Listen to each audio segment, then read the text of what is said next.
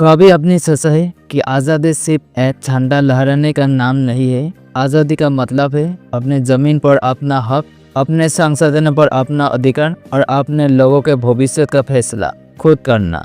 यह कहानी है अफ्रीका के एक छोटे से देश बुर्किना फासो की और उस नौजवान नेता की जिसने पूरी दुनिया को याद दिला दिया कि जब इरादा मजबूत हो तो किसी भी ताकत साम्राज्य को चुनौती दी जा सकती है।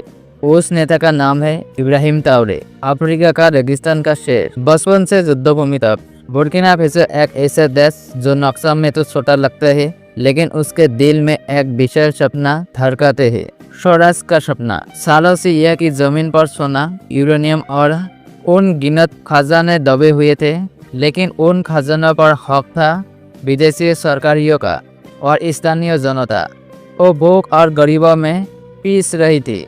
इब्राहिम ट्राओरे ने बचपन में अपनी माँ की आंखों में वो आंसू देखे थे जब बारिश कम हुई, खेत सूख गए और गांव के लोग भूखे से बिलखते रहे, जबकि उनके देश का सोना चुपचाप हवाई जहाज में भरकर विदेश भेजा जा रहा था।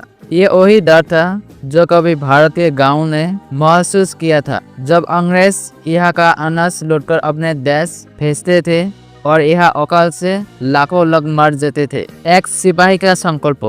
ट्राओरे सेना में भर्ती हुए, लेकिन सिर्फ तनख्वाह के लिए नहीं। उनके दिल में एक जलता हुआ सवाल था, हम अपने ही देश में गुलाम क्यों है? हमें अपने खेतों में उगने वाला अनाज अपने बच्चों को क्यों नहीं खिला सकते? हमारे खजाना हमारे लोगों के काम क्यों नहीं आते? और ये सवाल उन्हें नेताजी सुभाष चंद्र बोस, भगत सिंह और क्रांतिकारियों की याद दिलाता था। जिस तरह भारत के सीबीआई ने अंग्रेजी की फौज सरकार आज़ादी के फौज बनाई थी, उसी तरह ट्राओरे ने भी ठान लिया वो बुर्किना फासो के लिए उड़ेंगे, न किसी विदेशी आकाशियों के लिए। सत्ता के बागडोर और पहला फैसला। 2022 में जब देश की अराजकता फैला रही थी, आतंकवाद और लूट बढ़ रही थी, सरकार जनता की पुकार को अनुसुना कर रही थी, तब ट्राओरे ने कदम उठाया। सिर्फ 34 साल की उम्र में उन्हें सत्ता संभाली और पहला ही ऐलान किया, अब हमारे देश का एक एक कोन, एक एक बूंद और एक एक रंती सोना बुर्किना फासो के लोगों का होगा। विदेशी कंपनियों बाहर। ये वही जोश था जो भारत में 1947 में आज़ादी के घोषणा के वक्त गुजरा था। भारत आप खुद अपना मालिक है, असली आज़ादी का परिभाषा। लेकिन ट्राओरे जानते थे झंडा बदलने से आज़ादी नहीं आती। असली आज़ादी तब आती है जब आपका खाना आपके खेत से आए, आपकी बिजली आपकी बांध से बने और आपका सोना आपकी फैक्ट्री में गोले का हार बने, किसी विदेशी के बैंक में जमा ना हो। इसीलिए उन्हें एक और बड़ा फैसला लिया, पश्चिमी देशों से आर्थिक मदद बंद। ना कोई कर्ज, ना कोई ऐड, ना कोई शर्तें वाला पैकेज। उन्होंने कहा, हम गरीब रह सकते हैं लेकिन गुलाम नहीं। किसान और पानी की क्रांति। जैसे भारत में हरित क्रांति ने खेतों में जान डाली थी, वैसे ही ट्राओरे ने अफ्रीका के सूखे रेगिस्तान में पानी लाने का सपना देखा। उन्होंने सबसे लंबी सिंचाई नहर का काम शुरू करवाई, बिना विदेशी ठेकेदार, बिना वर्ल्ड बैंक, बिना IMF, सिर्फ मिट्टी, पत्थर और सीमेंट और लाखों हाथों का पसीना। जब एक विदेशी पत्रकार ने पूछा, आपको डर नहीं लगता कि पश्चिमी देश नाराज हो गए? ट्राओरे ने हंसकर कहा, डर हमें भूख से लगता है, डर हमें गुलामी से लगता है, नाराजगी से नहीं। शिक्षा और आत्मनिर्भरता। ट्राओरे ने साफ कर दिया, स्कूल में जब विदेशी पाठ्यक्रम नहीं पढ़ाया जाएगा, बच्चे को अपनी मिट्टी, अपनी भाषा, अपनी कहानी सिखाई जाएगी, क्योंकि उन्होंने समझ लिया था मानसिक गुलामी हथियारों की गुलामी से भी खतरनाक है। भारत के आज़ादी के बाद के पहले दशक में भी यही लड़ाई थी। अंग्रेजी हुकूमत के इतिहास की किताबें हटाकर अपनी सभ्यता का इतिहास पढ़ना दुश्मनी की साल। लेकिन इतिहास गवाह है, जब भी कोई छोटा देश अपनी राह सुनाता है, बड़ी ताकतें उसे रखने की कोशिश करते हैं। विदेशी मीडिया ने ट्राओरे को तानाशाह कहना शुरू किया, सोशल मीडिया पर अफवाह फैलाई और पड़ोसी देश में अस्तित्व भड़काने लगे। जैसे नेताजी सुभाष चंद्र बोस को डिक्टेटर कहा गया, जैसे भगत सिंह को आतंकवादी लिखा गया, जबकि वो अपने लोगों के लिए जान दे रहे थे।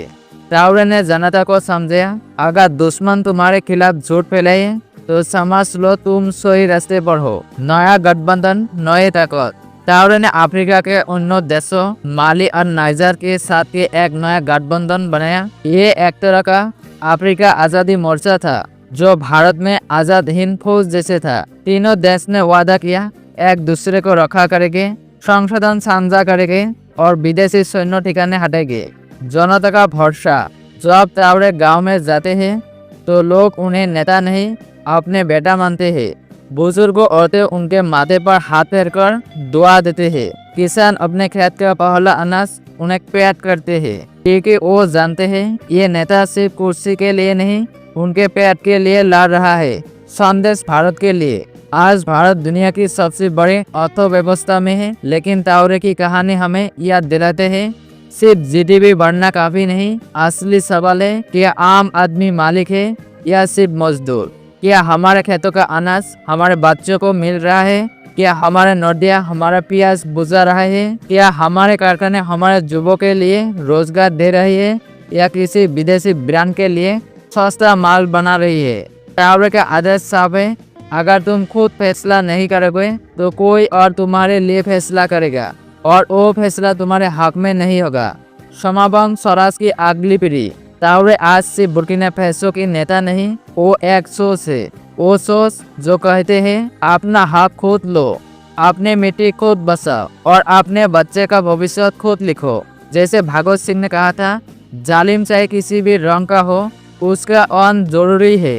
टावरे के कदम हमें याद दिलाते हैं स्वराज कोई एक दिन का त्योहार नहीं, ये हर रोज का संघर्ष है और ये संघर्ष तभी जीतेगा जब हम अपने देश, अपने मिट्टी और अपने लोगों को सबसे ऊपर रहेंगे। रेगिस्तान के स्वर और दोहार गूंज रही है, गुलामी आप नहीं, स्वराज आप होगा।